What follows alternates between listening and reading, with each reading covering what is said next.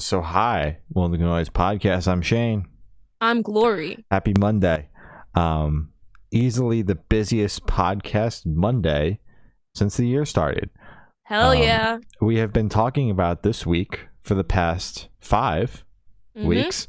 And it's finally here. 5 new records, a shit ton of singles. Oof. Yeah. All the records were heavy hitters. Yeah. And we're going to talk about it all. Yeah. Not until I talk about I saw Parkway Drive on Saturday. I got in the door. Yeah. Let's go. Woo! Yeah. Parkway Drive, Memphis Mayfire, and Currents and Starland Ballroom. Boy, oh Crazy boy. Lineup. What Crazy. A blast. I have never went to a show at Starland Ballroom and sat in traffic getting there until Jesus. And they were all Saturday. for Starland Ballroom? Yes. Well, Starland Ballroom is in the middle of nowhere near a bunch of warehouses in Sayreville, New Jersey. So there's a whole lot of nothing out there. So there's no other reason for traffic to be. Yeah. Okay, gotcha. The only thing across the street is a VFW. That's if that gives you. Is that a shoe place? No, like the Veterans Hall. Oh. Yeah. Cool. So I didn't know that. That's the only thing that's across the street. So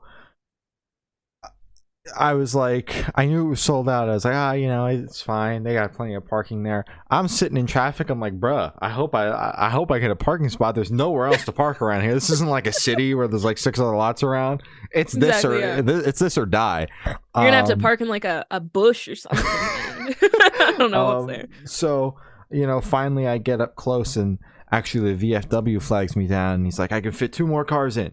So I was able to park in the VFW across the street. Yeah. That was good. I didn't really want to park in the Starland Ballroom parking lot anyway because it was packed. And even like when a show is 50% sold out, the cars just stop moving when everybody gets let out for like 15 minutes. Everybody it like stops.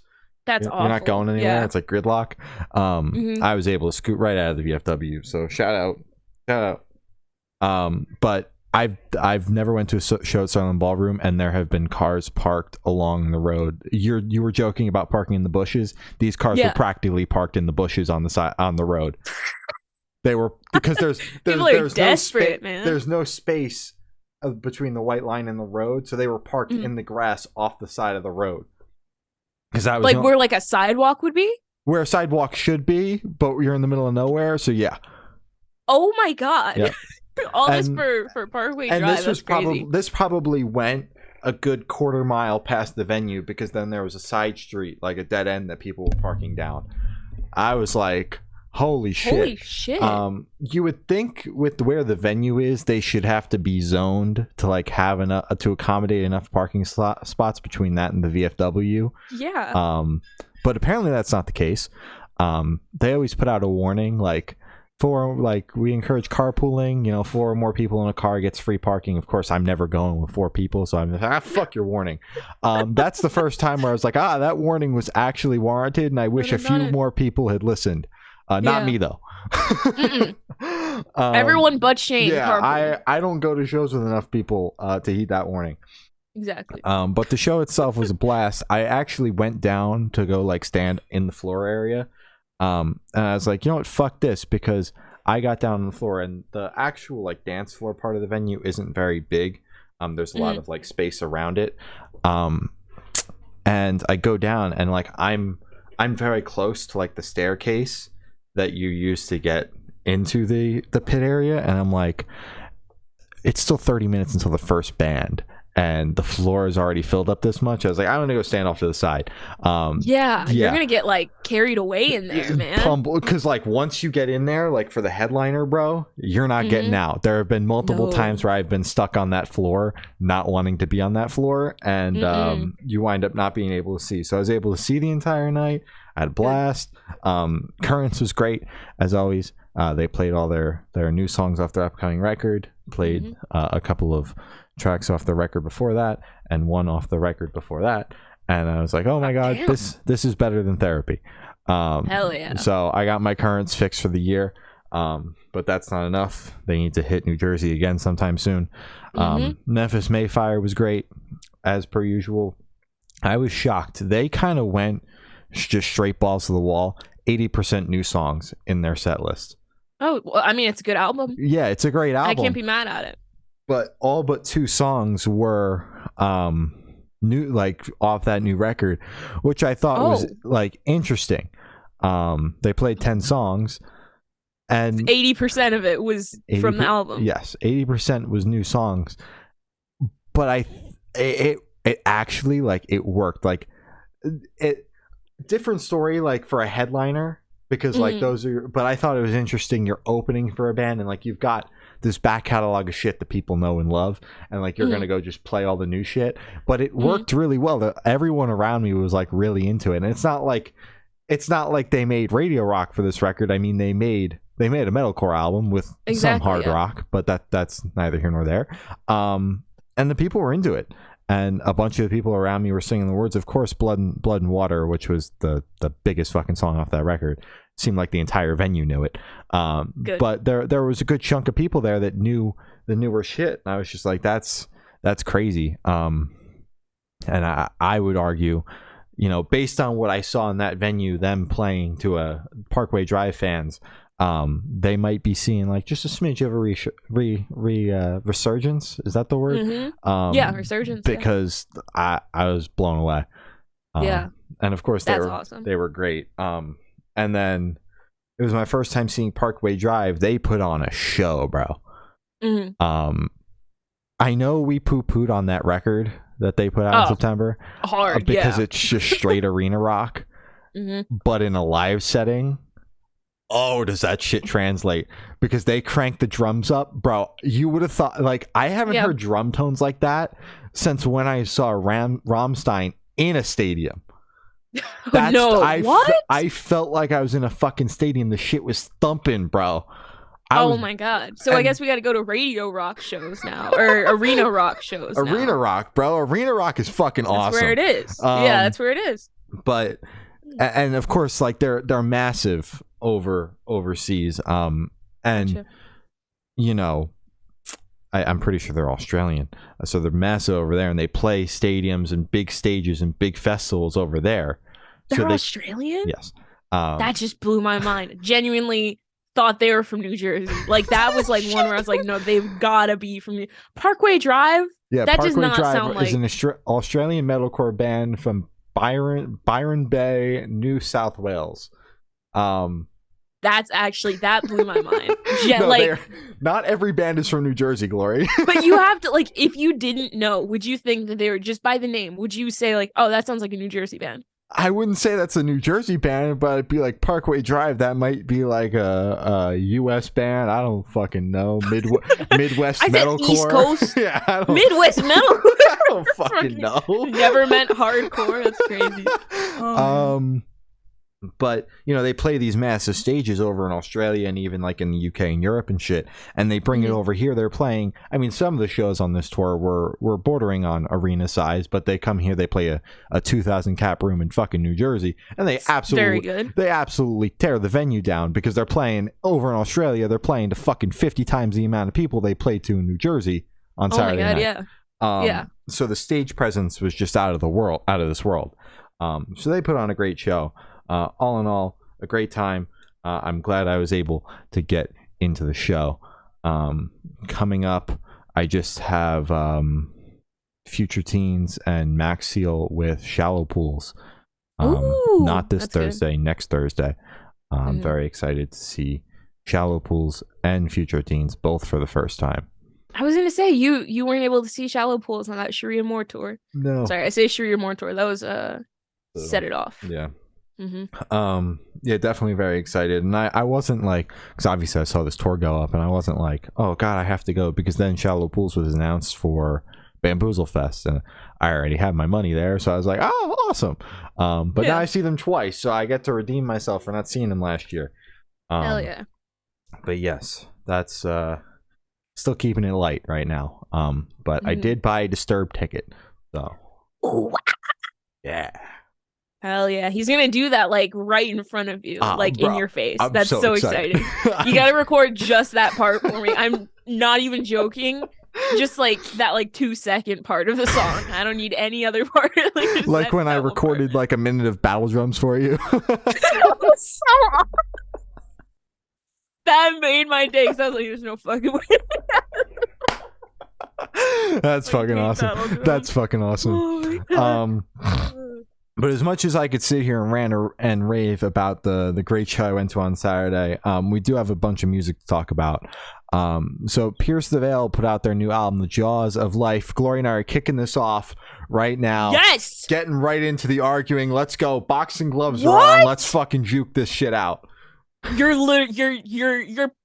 pulling my leg, bro. I am pulling on your leg right now. Maybe tugging on your arm a little bit. You're joking. I think you and I are going to agree somewhat on this, but I know your feelings on it already, and I think you kind of know mine. So I'm actually going to let you open this up. Okay. I thought I'm gonna attack you right now. Okay, I hope that's okay. You could do the same. What did I do? When you do your part. I haven't even said a word about the fucking album yet. You haven't even opened your mouth yet, but I'm coming for you, man. So basically, I really like this record. I got to listen to it a little early. Thank you. That was awesome. So this is actually my second and third time listening to it. I think this is a well-made album. The one thing that I have an issue with is the order of the record. Listening through a second and third time made me say, this feels a little unorganized. Like the contents of the record, it's great. But the opener isn't the best opener. I wouldn't have put that there. Like Death of an Executioner is definitely like a second or third track. I would have had what's the one before Emergency Contact? Even that when I'm with you. Even When I'm With You, that would have been a perfect closer because it's like a bow. It's perfect, but it's just, I think it's great, and I think people who are listening to it already have their expectations a little too high because they're expecting, what's the one with the little guy going into the sky? Expecting a good record. Oh wow, okay, I'm gonna need you to for like 2 seconds. Like, I don't need to hear that right now. They're expecting their old stuff. This is like their first record in like what, 5-7 years or something? 6, 7. It's bordering, getting close to 7 years. Yeah, so 7 years. So it's like they're obviously not going to make another Collide with the Sky. They're not going to make another King for a Day. They're not going to make that old music that we grew up listening to. And I think people who were waiting for that didn't realize that it's like they all have like kids now. They're all grown ass men. They're not like early 20s anymore. They're like, they've been through some stuff. So obviously they're going to make a different sound of music, a different genre, be more experimental with their stuff. And as Rory Rodriguez said, I believe on the podcast, where it's like, I think the reason why people prefer the older stuff is because it was kind of like the stuff they were going through at the time, and that made it feel better because it's like you're reminiscing on it. Obviously I'm paraphrasing, but it's like that older shit is there if you want to listen to it again. This stuff is good. I liked it. I'm very happy with it, and this is the perfect introduction to Pierce the Veil for me. I've listened to their other stuff obviously, but like first record release that I've experienced from them. Thank you. I yield my time. All right, so I'll start this off with definitely on first listen, I was sitting there kind of like, what in the actual shit did I just listen to? Because along with Glory, I also listened to the record early. Glory was texting me. She's like, it's album of the year. I'm like, you've got me very excited. She let me down with her expectations there after I finished listening to the album. Quite frankly, the only thing that got me excited was when I was listening through the record, the feature on the last track kind of sounded like Mothica for a second, and I was rapidly Googling while I was driving in between stoplights, and it was not, and that instantly let me down. Sick, though. That would have been huge. Like, oh my god, you're on a Pierce the Veil song, but I didn't jump the gun because that would have been very embarrassing. It is not Mothica. No, but so on second listen, I listened to it on Friday night after I had obviously taken in the Paramore album 1,000,001 times, and I like it. I think it's a good album. Do I think it's a good Pierce the Veil album? No, not necessarily. I think that they had one of the best 3-album runs, of like any post-hardcore band in the scene. I mean, you got Selfish Machines, Collide with the Sky, and Misadventures, and I wasn't expecting a fucking King for a Day 2, although I think that with the TikTok success of that song, someone on the team would have been like, hey, you should like go do that again. They do have a song on there that has a riff that's very reminiscent to the King for a Day riff. The dun, dun, dun, dun, dun, dun, that little riff that's right after the breakdown. They do have a track there, and I heard that on the second listen. I was like, oh, that sounds like King for a Day. Yeah. So, but anyways, sorry, continue. Didn't mean to interrupt. I'm in the boat of the people that are disappointed by this record because it's been almost 7 years since the last record. They come out swinging with Past Nirvana. You're like, oh my god, they're fucking back. And quite frankly, that track as a lead single was a total fucking lie. A total lie as to what you were going to expect on the rest of the record.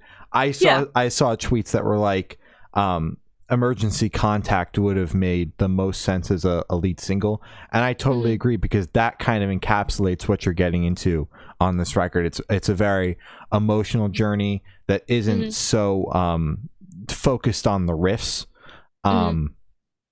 which I think that in time this record is going to grow on everybody that's disappointed, because like, do I think that this is the record that Pierce the Veil should spend the next 4 years touring on? Absolutely not. Is it the record they're going to spend the next 4 to 5 years touring on? Yeah, probably. Yeah. So they're not coming out with another record. We're all going to learn to like it.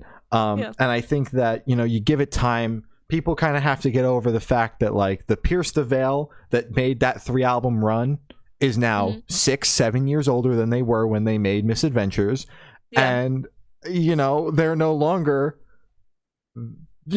as you said, they've all had kids. They've all lived their life. They lived through a fucking pandemic. Like, they all did their shit.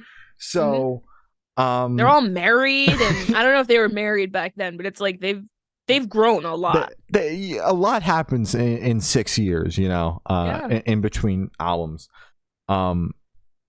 So we're all going to have to learn to cope with that. And as I said, I think that it's a record that is going to eventually grow on people. But coming out of the gate, I was definitely a little bit disappointed, which is why I felt for the podcast it was important for me to give that second and third listen, because I didn't just want to come on here and be like, well, it's not what I wanted, so fuck it. Because like, as much as I am saying it's not what I wanted, I'm also saying that I think it is a good record, and it is something that is going to grow on me, and something that I'm going to wind up having to spend a lot of time with before I get to the point of like, okay, this belongs in the Pierce the Veil discography. That's pretty much my point, because like when you look at it and you listen to it and you listen to the other stuff, really it doesn't. But I think that bands should be allowed to grow and change, and not everybody throw a hissy fit as much as and I have tried to stay out of the hissy fit throwing. I've kept that to myself. You're doing a great job. But as I keep going back, it's just like my main point is just like, I see where all of these people are coming from. It's been a long time, and everybody knows Pierce the Veil for one thing, and now they're doing this thing, and it's just kind of like shell shock, especially with that lead single, and then there really not being another song on that record that is like even close to that. So that's that. And my only major gripe, and something I don't think I'm going to get over, is the fact that they have an interlude. It's called Irrational Fears, okay? And then Shared Trauma right after that feels like a fucking interlude. Because it's just kind of like Vic's spoken word poem within the middle of the album. So I feel like that kind of, granted, it's towards the end of the record, and I think the end of the record kind of picks itself up, and 12 Fractures is a great closer, along with the feature from Chloe. And So Far So Fake definitely picks back up kind of the pace of the record. But I just think that like they slow it down for a little bit too much, and it should have either been the interlude or Vic's spoken word poem, not both. That's all. Yeah. Okay, that's fair. That's my only major gripe with the record. The rest is just like not what I wanted, so I'm upset. But whatever, I'll get over it. I'll learn to like it, because they're going to tour. They're going to play these songs. I'm just going to be like, well, they're going to play the old shit, but I guess I got to learn the new shit too.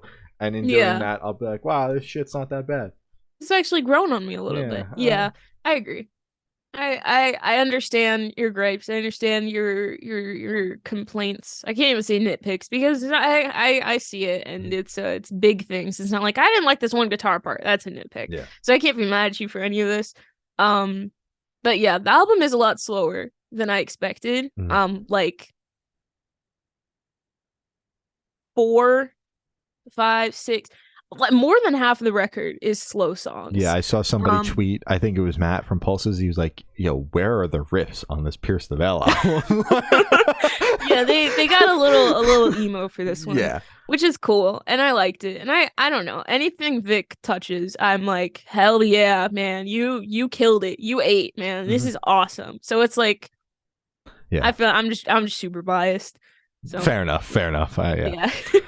But I don't know. I see a lot of people loving Death of an Executioner, which is great, but it's like it's a very emotional and like theatrical kind of driven opener that I actually think works very well for this kind of record. For an opener? Yes, and I think that they've always kind of had that because like when you think back, you think to their biggest record, Collide with the Sky, that opening track, it very much sets the scene and the tone for that album with the build up. Yeah. I mean, bro, they did that build up live into, what is it, Hell Above is the first song on that record. I think so, yeah. When I saw them, they did that build up live, and I was just like, bro, that's fucking awesome. And I think that in the context of the record as well, it builds up and it sets the scene and everything.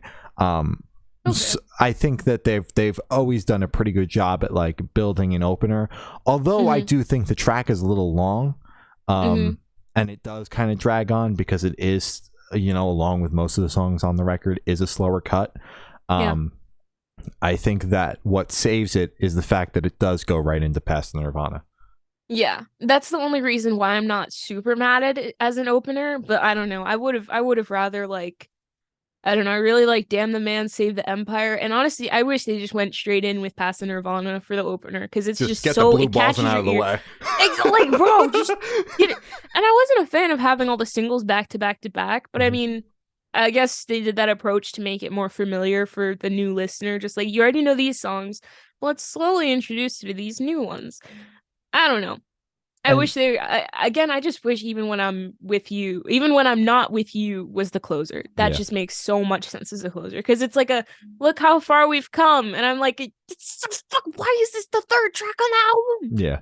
Makes no sense. I do like that the track 12 is 12 Fractures. I just think that's nice. That's all. That's your one comment. That's all. You got a point, man. That's pretty awesome. Yeah. Pretty awesome. Paramore dropped a new album. This Is Why. I'm gonna let you start off. Oh, I get to start this one off. Okay. I got to start off the one that I really liked. You get to start off the one you really liked. I like this record. I think that along with Pierce the Veil, I might have set my expectations just a tad high, because those singles were very much upbeat, if not, maybe not so much lyrically upbeat, but very much upbeat and dancey. Toe tappers. Yes. And then we get to the first, it is now the promotional single for the record, but first technical non-signal off the record in between all of those singles on the album. And it's just like, all right, what the fuck happened to the tempo here? Where did it go? So I like the record. I do. Some songs that I like off the record. I actually do like Running Out of Time, which is a song I was referring to. Big Man, Little Dignity is great. Cool. I do think that her vocal performance on that song especially is great. Figure Eight is awesome. And I'm not a huge fan of The Closer, but it is definitely a song. It's definitely there. Yeah, it is definitely a song. There are people that are like, oh my god, this is the best thing ever, and I don't put as much, like, I didn't have as much stock in the Paramore album as I did Pierce the Veil, solely because I have not been the biggest fan, and also really haven't given it much of a chance of their newer stuff. I've just been like, I like their pop punk stuff, and like, that's that, so.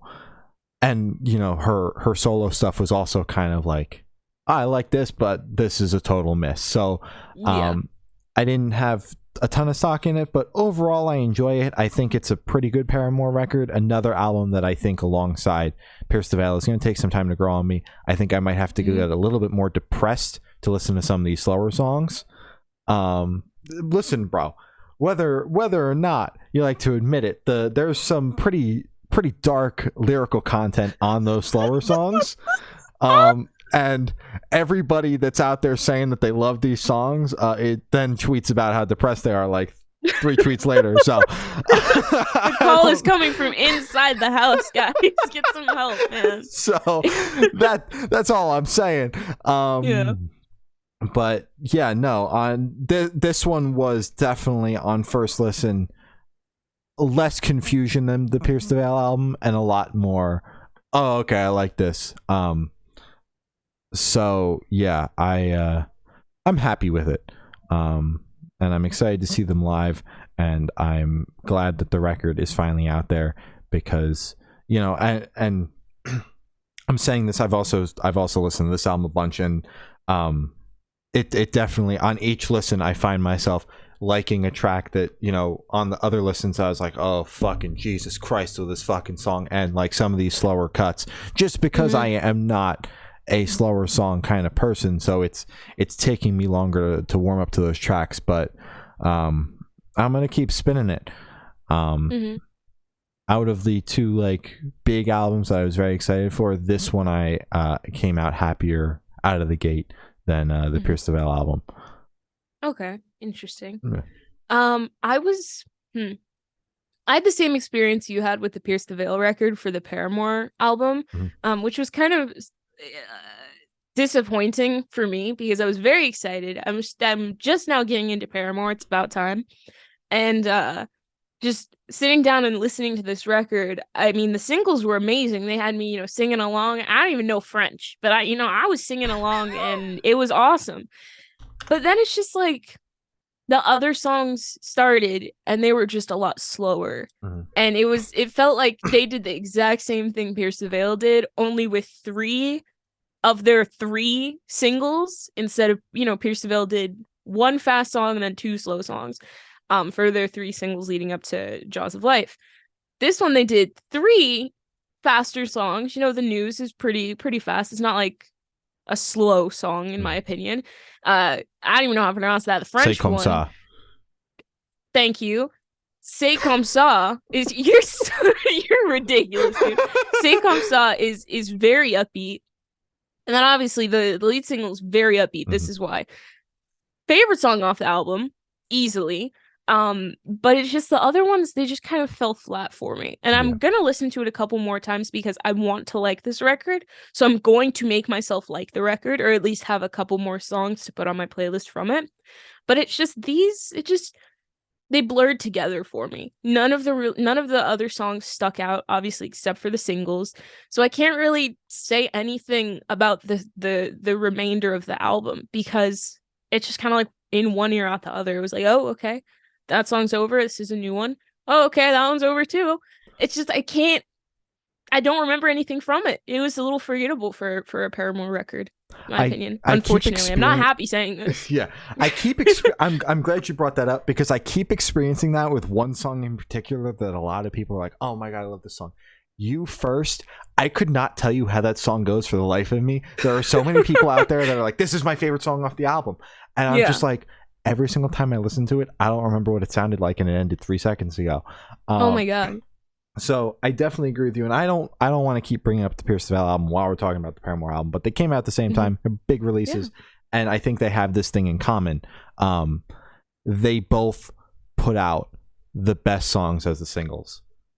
Absolutely. Yeah, definitely the strongest songs, and I think it comes through a little bit more on the Paramore side, because those are the most upbeat songs, whereas on the Pierce the Veil side, the rest of the record sounded like the other 2 singles, I mean, tempo wise at least.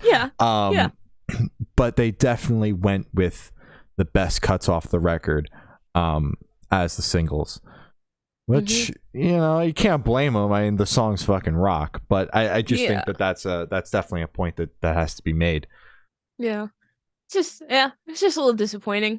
I mean, I liked it. I'm gonna revisit it, but you know, first listen, kind of sucked. Like, not the album, but just like my experience with it. Just it was disappointing. Yeah.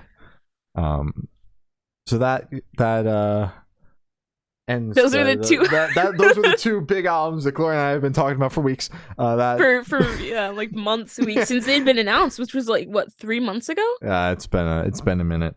Yeah, we've been counting down the days, man. But yeah, go check them out if for some reason you haven't, and let us know your thoughts. Let us know if you agree or disagree with us. Whose side are you on? Yeah. Gloria and I wound up agreeing a lot more than I thought we were going to. Yeah, I thought this was gonna be like a brawl. Yeah, but I thought you were just gonna come on here and be like, oh my god, Pierce the Veil, it's the best Pierce the Veil album ever, and just oh my god, and I was just gonna be like, I'm coming to Virginia and I'm beating the shit out of you. I'm beating your ass, man. That's why when you tweeted, I can't wait for Shane and I to fight on Monday, I was like, I got my boxing gloves ready. I didn't even need boxing gloves. Yeah, I saw you in the Discord just like, I want to like this album so bad, and I was ready to fight you on that because I thought you were just going to say, I hated this album, but... No, because I knew where your head was at with it, so I actually like took time in my own brain to like put together a thought process that wasn't just like, well, it's not what I wanted, so... I figured we should have a conversation about it. Yeah, that was good. Good job, man. So, as much as I would have loved to do that, that would have been awesome. I would have been like, well, I can't say anything about that. You voice your opinion. I'm just like, well, I didn't fucking like it, so. Well, he didn't read my mind. He made what I wanted, so fuck them. That would have been good. But then when you were like, okay, so you have anything else to say? I would be like, no! Next topic! Fuck! Oh my god. Choking on my energy drink. But moving on, In Flames dropped a new album for Gone. We spoke to Tanner from the band about the record. We sat on that for a while. Recorded that like September, bro. Yeah, that was a long time ago. And we did not hear the album in September, for anybody that was wondering. So go check out that record, or the record and the interview. It was a good time. It was a good interview. Obviously we heard the singles, we chatted with the guy, and then we kept up with them after that. The fucking singles were incredible, but this album front to back fucking rips. The riffs are insane, the drum tones, I mean, he did talk about how hardcore he went on those drums. It definitely comes through. I'm not like, this kind of metal is not something I typically gravitate towards. I like some of the more of like the stuff that you would typically hear on like Octane.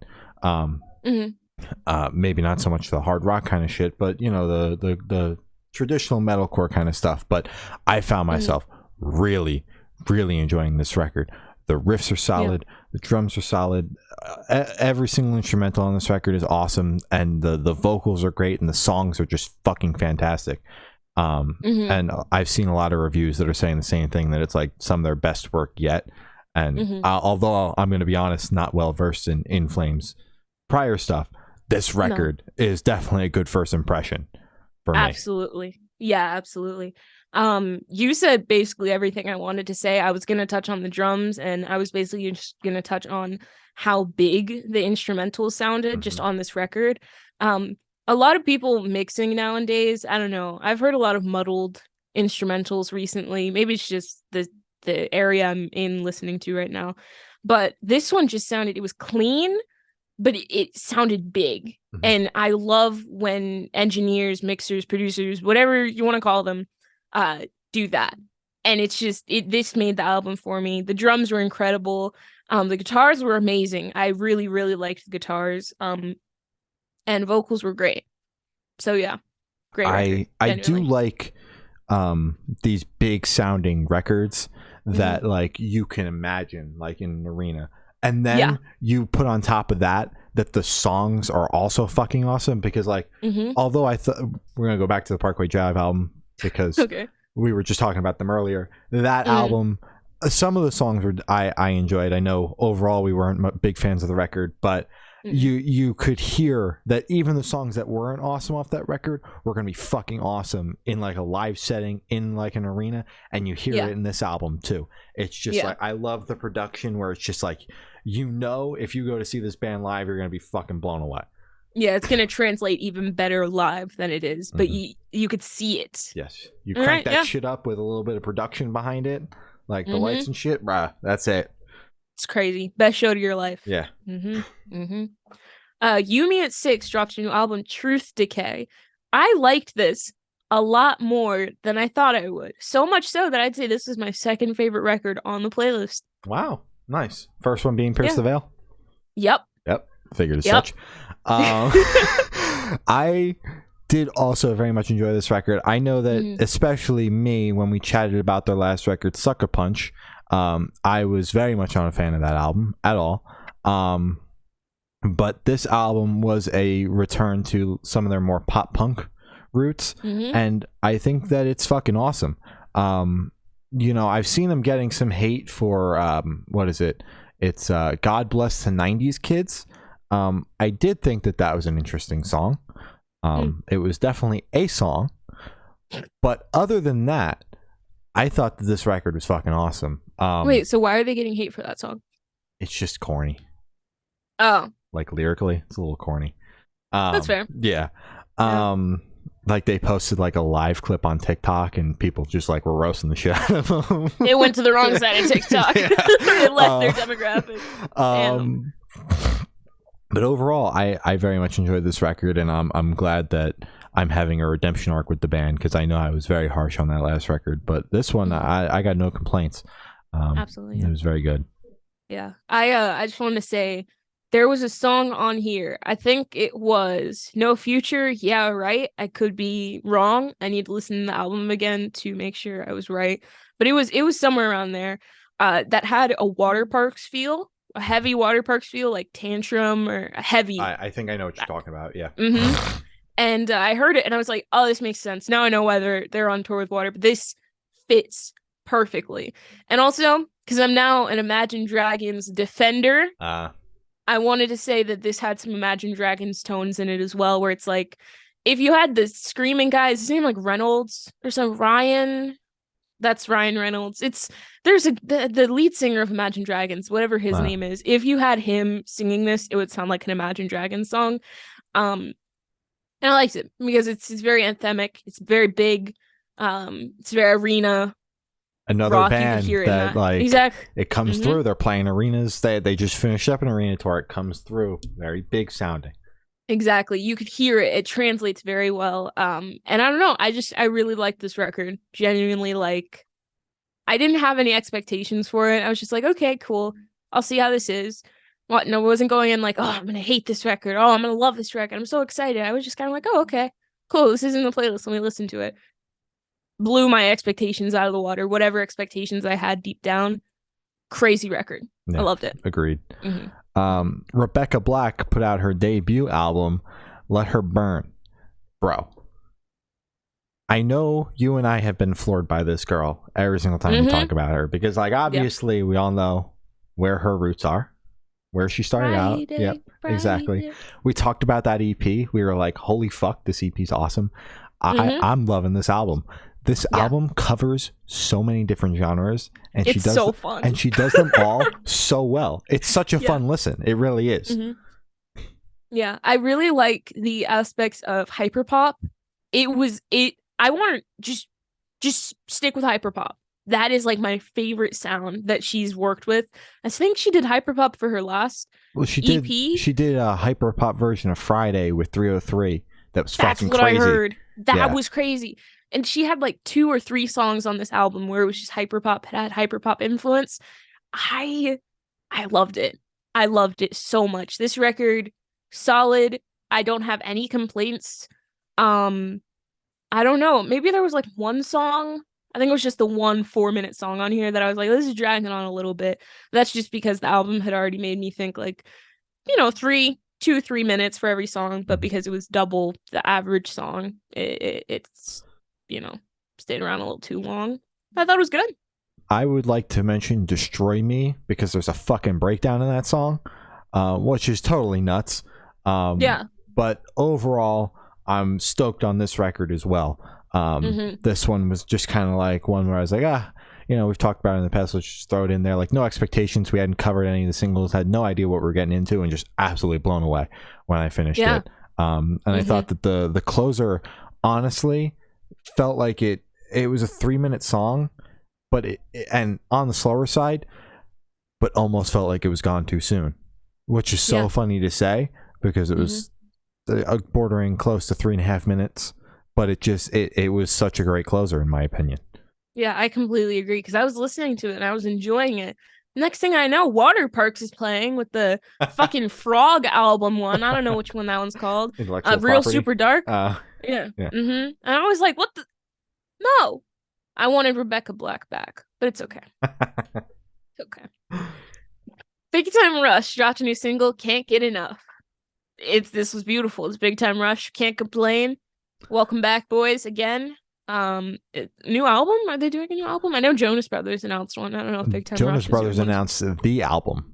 The album is the name. Worst album name I've ever heard. I was hoping it would be like a placeholder because the label was like, you guys have to announce this, and they're like, we don't have a name yet, but they're like promoting it as the album, and like, that is ballsy because your last album was not anything to be proud of. Oh, it flopped hard. Yeah, it was bad. The most streamed song on there was their original version of Year 3000, which kind of sucks. No, we're talking the record they just put out. It was Sucker, because that song was all over the fucking radio.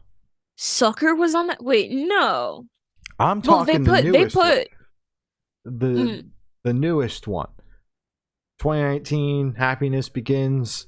Oh, I'm thinking of the other one. You're thinking the self-titled. one with their faces on it. I like that album. Shut up. I like that one. Of course you like that one. Glory, ridiculous, I grew up with the fucking Jonas Brothers. The first like 4 or 5 songs on that album. No, I'm talking about Chasing Happiness. You're talking about the greatest hits one. Yes, I didn't. Because didn't we cover that? I think we covered that. I know we were like covering like the mixes they were making there for a minute. I don't know. Yeah. We were all sorts of confused because they're self-titled, the like major label debut for them that has Year 3000 on it at the end of it, is also has their faces on it. So I thought you were dissing that album. That album's great. No. I'm just dissing the greatest hits. Okay. But yeah, Happiness Begins. Oh, I didn't like Happiness. No. Still didn't like that album. No, that's Sucker was their the biggest butts song. On it. Yeah. Butts Fucking mom jeans tease. But dude. Yeah, I like this song. I'm hoping that there is an EP or an album or something coming. I did see a tweet this morning though that people can't take. Someone was like, I can't take Big Time Rush seriously because they're taking they're like the revival of the band way too seriously. They're like, remember your roots. And I was like, that is too funny because like, as much as I'm loving that they're like serious band, they're not like doing the boy band thing anymore, it's so fucking funny because it's like they go out there, they're like dancing to Boyfriend, and then they're making songs like this too. Men. It's just like the skinny jeans. The contrast when you see them live is fucking hilarious.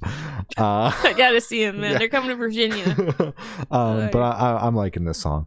Magnolia Park and Ethan Ross put out a new song, Do or Die. I know what you're gonna say, so you can say it.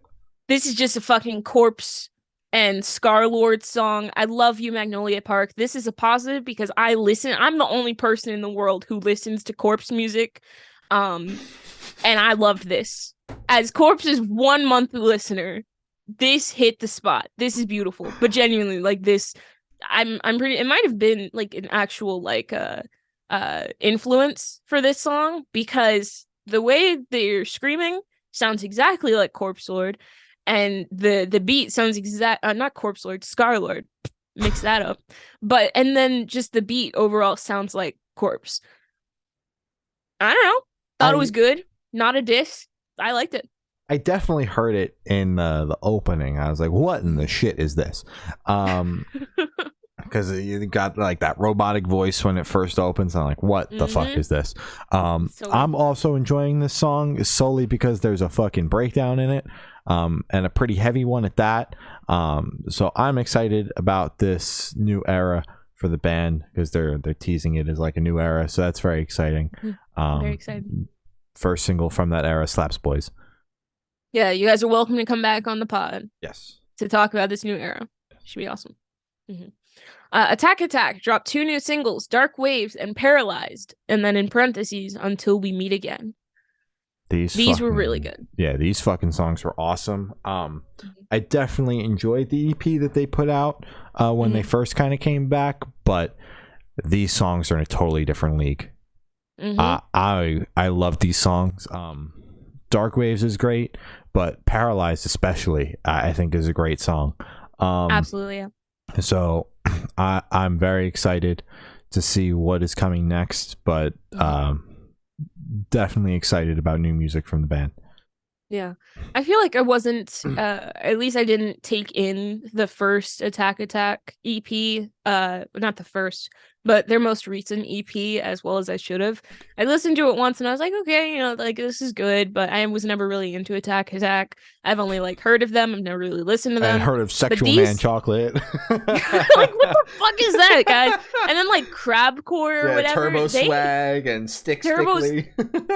Like they're crazy. I wanted to say from listening to their older music, Crabcore, whatever you want to call it, and then listening to this, it sounds like they've grown up. Obviously they have, because it's been like 10 years, but you could hear they've grown up. Yeah. And I like it. This is the type of music I would listen to. I would not listen to Sexual Man Chocolate on a day-to-day basis.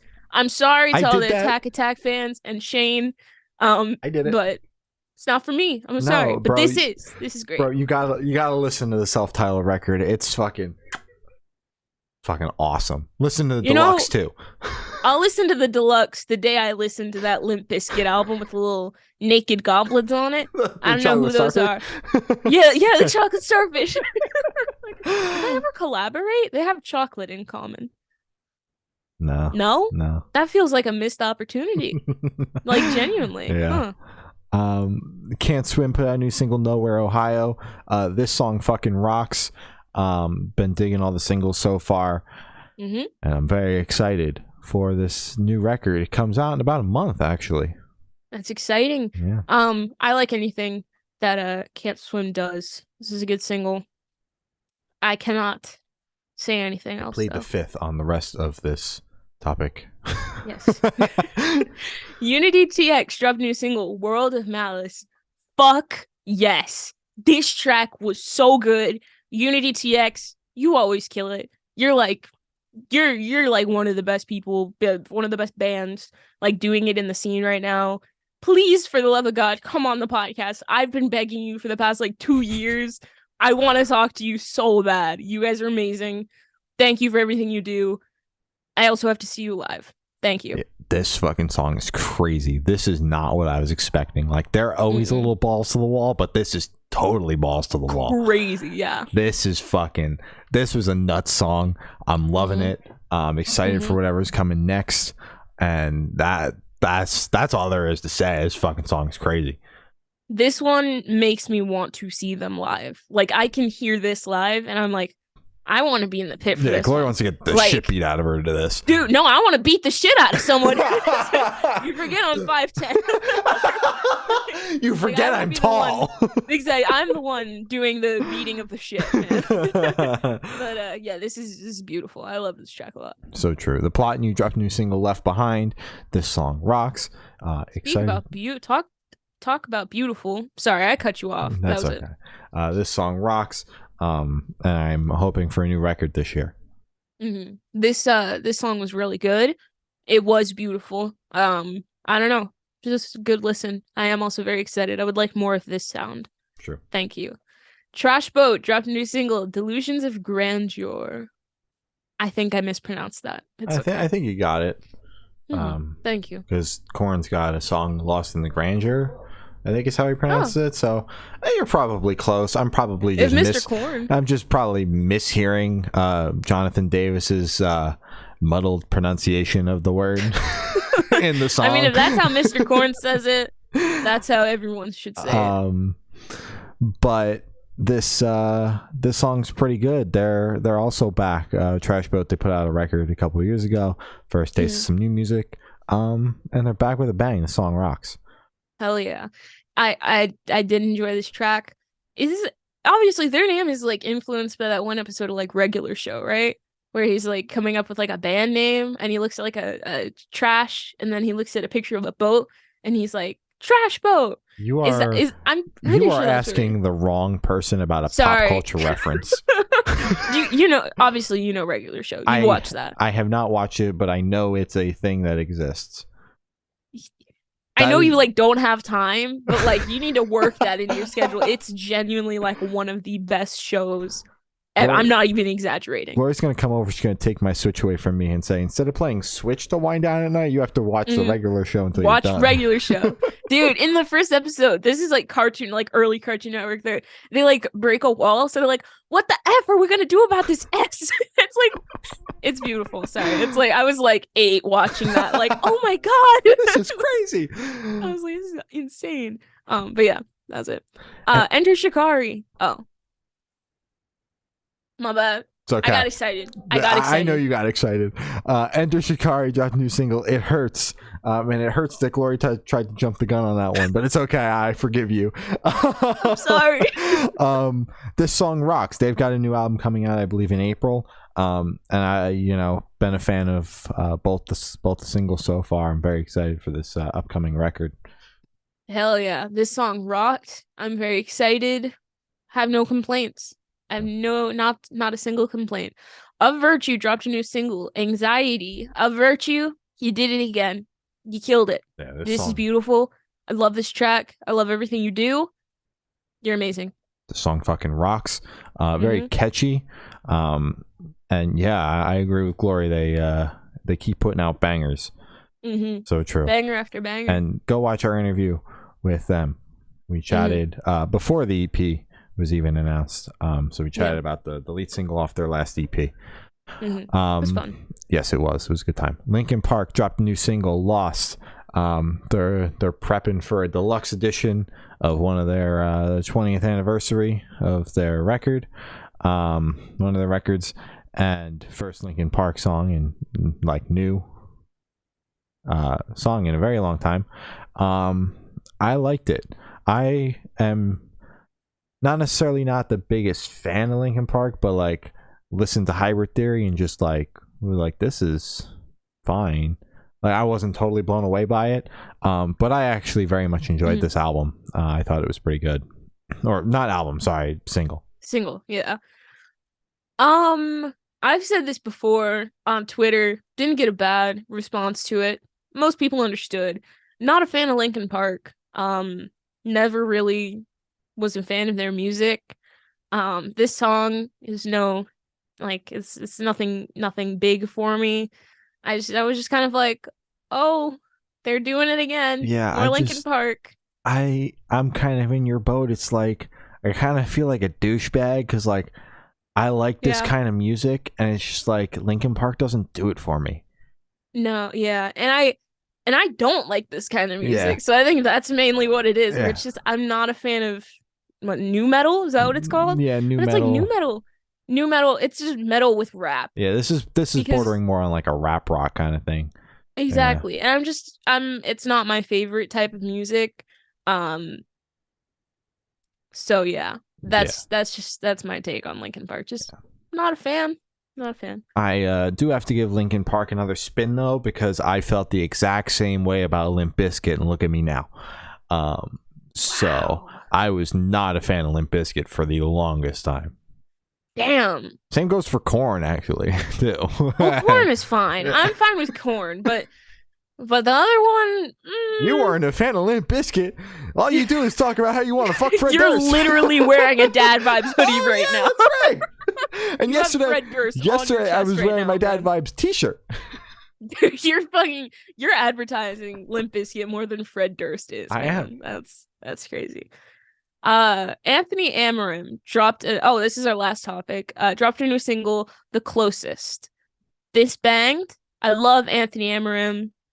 Everything Anthony does is amazing. Genuinely, like, grew up listening to Anthony, and it's good. It's good seeing that he's still making music. So true. Yep, this song is awesome. He's finally got some new stuff out. Very excited about that. Hoping for more, maybe a record. We could chat again. That would be awesome. But yeah, liking it so far. Hell yeah. Hell yeah. So as Gloria said, that is everything that we have to chat about today. So you can follow us on Twitter. It's good_noise_cast. Instagram is Good Noise Podcast. Facebook is Good Noise Pod. YouTube is Good Noise Podcast. Every audio streaming service ever is Good Noise Podcast. Bandcamp is goodnoiserecords.bandcamp.com. And Patreon is patreon.com/Good Noise Podcast. Gloria's got your Patreon supporters, Twitch subs, and your important plugs. And then we're going to sign off. Woo! Thank you to our Patreon supporters, my brother, my uncle, Matt from Pulses, Jeremy, Brady, Zari, and Eric. And thank you to our Twitch subs, Coaster Lover, Buzz Lightskin, Matt again from Pulses. Thank you, Matt. Sam and Zari. Thank you again, Zari. You guys rock. Thank you so much. Thanks, guys. Woo! Important plugs. Black Lives Matter, as always. Stop Asian hate. Be a decent person today. Tomorrow, I don't care. Whenever you have the energy for it, just please be a decent person. And just enjoy music. So true. It's good. It's there to be enjoyed. Absolutely. And before we sign off, Brody from The Losing Score rated us earlier.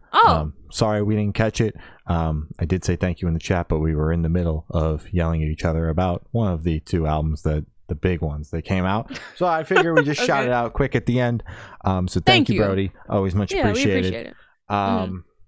But I have been Shane.